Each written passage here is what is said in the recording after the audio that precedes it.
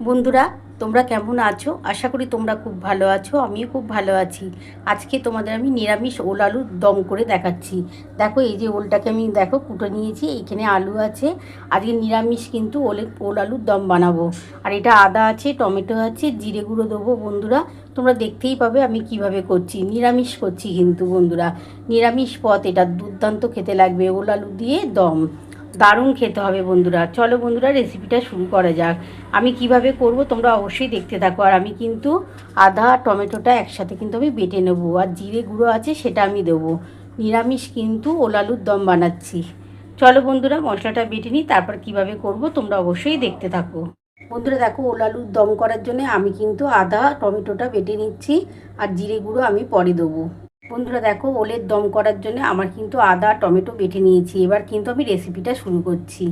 বন্ধুরা দেখো, আমি কিন্তু ওল আলুর দম করার জন্য কড়া বসিয়ে দিয়েছি। এবার কড়ার মধ্যে তেল দিয়ে দিচ্ছি।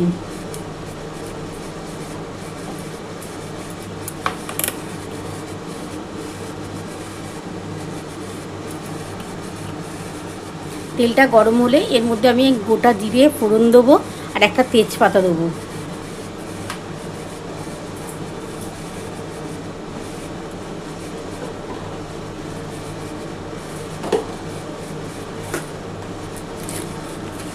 দেখো বন্ধুরা, এই যে একটা তেজপাতা দিয়ে দিলাম।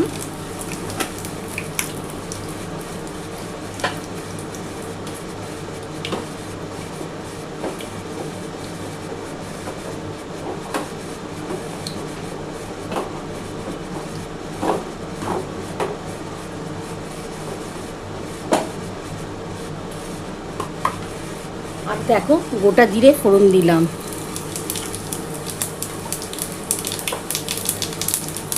এটা একটুখানি গরম হয়ে গেলে আমি কিন্তু ওলটা আর আলুটা একসাথে দিয়ে দেবো।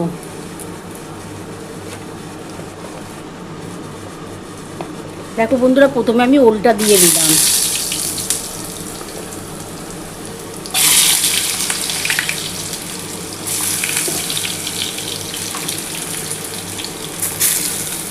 এবার আমি আলুটা দিয়ে দিলাম।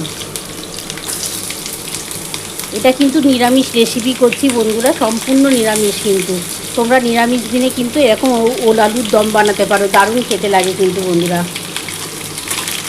এটা একটুখানি হালকা করে ব্রাউন হয়ে গেলে ভাজবো। একটু লাল করে ভাজার পর তারপরে এর মধ্যে আমি কী মশলা দেবো তোমরা দেখতে থাকো। দেখো বন্ধুরা, আমার কিন্তু আলু আর ওলটা কিন্তু মোটামুটি একটু ভাজা হয়ে এসছে। এবার এর মধ্যে আমি নুন দিয়ে দেবো, হলুদ দেবো আর ঝাল লঙ্কার গুঁড়ো দেবো। একটু ঝাল ঝাল করে কিন্তু এটা করবো। প্রথমে আমি কিন্তু 1 চামচের মতো নুন দিয়ে দিলাম।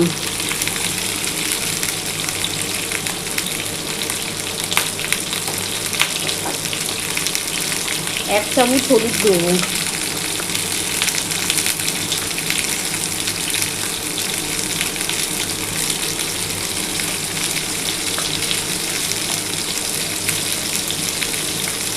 সামান্য অল্প একটু এই যে জিরে গুঁড়ো দিয়ে দিচ্ছি।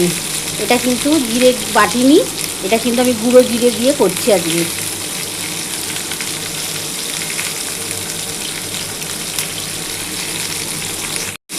দেখো বন্ধুরা, এবার ভালো করে একটুখানি নাড়াচাড়া করতে হবে। এর মধ্যে কী কী দিয়েছি তোমাদের দেখিয়ে নিয়েছো। নুন দিয়েছি, হলুদ দিয়েছি আর সামান্য অল্প একটু জিরে গুঁড়ো দিয়েছি। আর আদা টমেটো কিন্তু আমি বেটে দিয়েছি। এটা যখন একটুখানি ভাজা ভাজা হয়ে যাবে তখন আমি কিন্তু আদা জিরে বেটেছিলাম, যেটা আদা টমেটো বেটেছি। আর জিরে গুঁড়োটা এমনি দিয়েছি বন্ধুরা, আমার গুঁড়ো জিরে ছিল সেটা দিলাম। আমি ঝাল লঙ্কার গুঁড়োটা একটু পরে দেবো।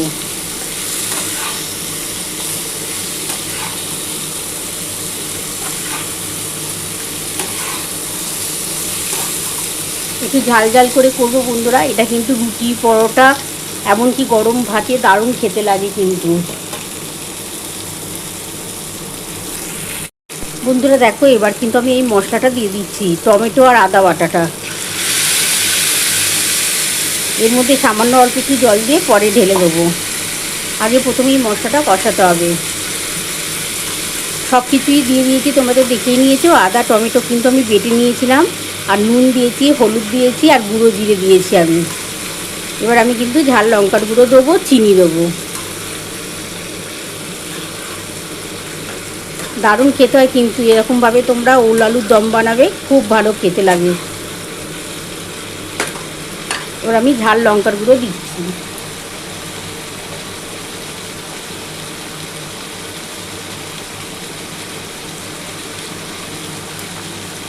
এক চামচের মতন ঝাল লঙ্কার গুঁড়ো দিলাম।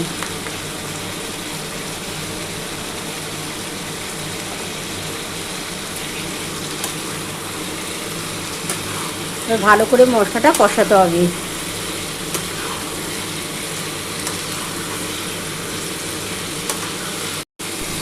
দেখো বন্ধুরা, আমি একটু সামান্য চিনি দিয়ে দিলাম।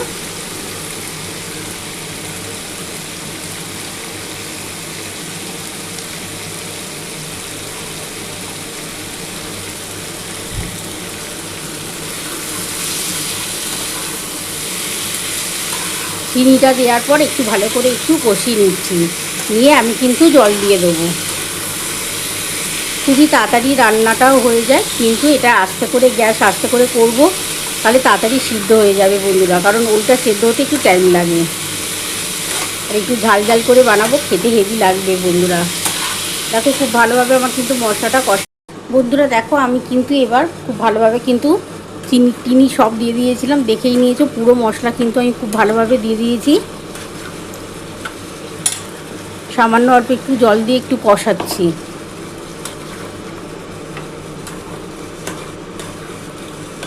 একটু ভালোভাবে কষানোর পর আমি কিন্তু যখন নামাবো তখন একটুখানি ঘি আর একটু গরম মশলার গুঁড়ো দিয়ে নামাবো।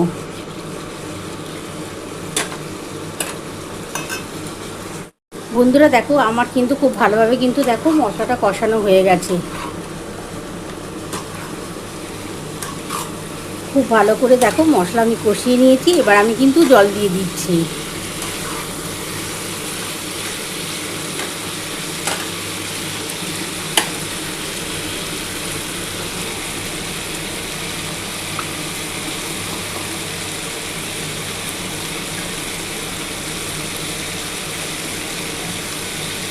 দেখো আমি এবার জল দিয়ে দিলাম।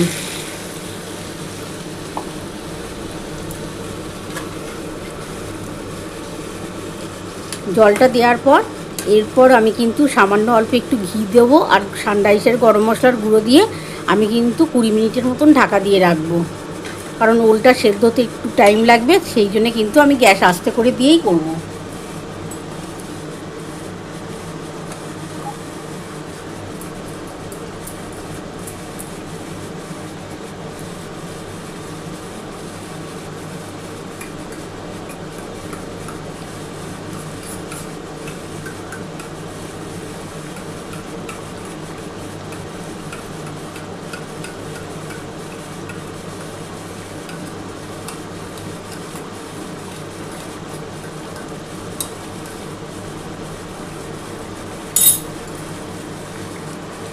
বন্ধুরা আমি উপর থেকে কিন্তু একটু ঘি দিয়ে দিলাম।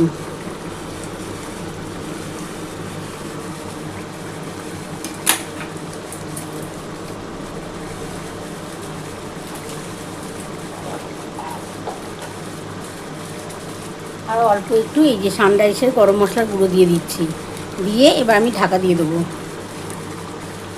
আমি গ্যাস আস্তে করে দিলাম বন্ধুরা।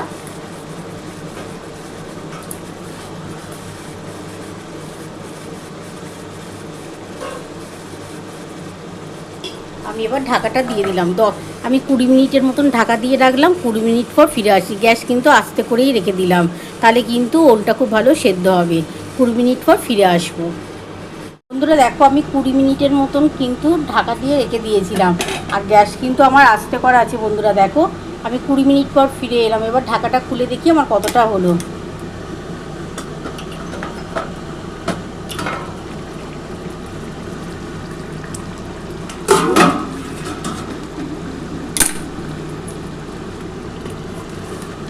দেখো বন্ধুরা, আমি কিন্তু 20 মিনিটের মতন ঢাকা দিয়ে রেখেছিলাম। একটুখানি দেখে নিই কতটা হয়েছে সেদ্ধ। ওলটাও দেখে নিচ্ছি বন্ধুরা। দেখো দেখো ওল কিন্তু পুরো সেদ্ধ হয়ে গেছে, এই দেখো ভেঙে যাচ্ছে পুরো, কারণ 20 মিনিট রেখে দিয়েছিলাম। যতটা বেশি রাখতে পারবে তোমাদের ওলটা কিন্তু খেতে ভালো লাগবে। আলুটাও একটু দেখে নিই, আলুও সেদ্ধ হয়ে গেছে বন্ধুরা। এরকম কিন্তু তোমরা বাড়িতে কিন্তু নিরামিষ দিনে ওল আলুর দম বানাতে পারো। আর এটা কিন্তু গরম ভাতে, রুটি, পরোটা দুর্দান্ত লাগবে খেতে।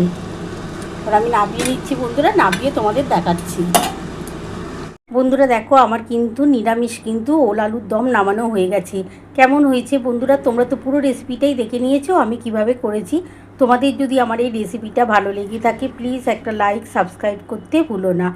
আর কমেন্ট বক্সে অবশ্যই জানিও কেমন হয়েছে। তাহলে এরকম আরও নতুন নতুন রেসিপি নিয়ে তোমাদের সামনে হাজির হব। Thank you.